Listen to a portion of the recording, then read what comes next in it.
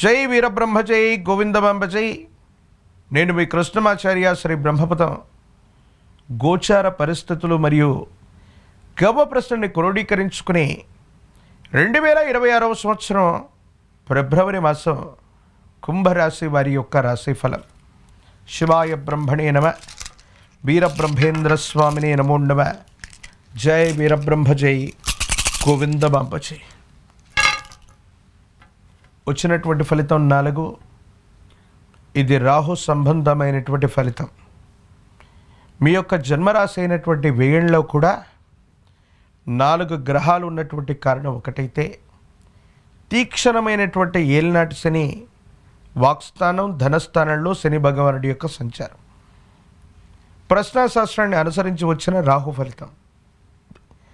వీటన్నిటినీ క్రోడీకరించుకుంటే ఆరోగ్యపరమైనటువంటి అంశాల్లో కూడా కొన్ని ఇబ్బందుల్ని మీరు ఎదుర్కోబోతున్నారు.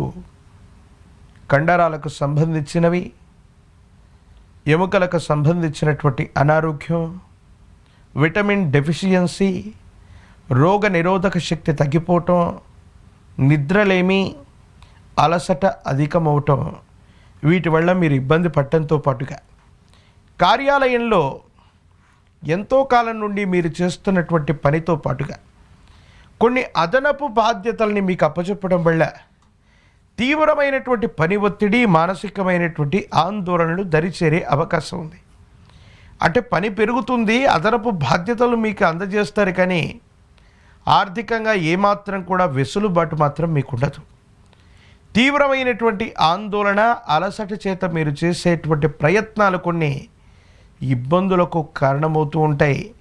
ఏం చేయాలో తెలియక, ఏమవుతుందో అర్థం కాక ఇబ్బందులు పడేటువంటి అవకాశాలు కనబడుతూ ఉన్నాయి.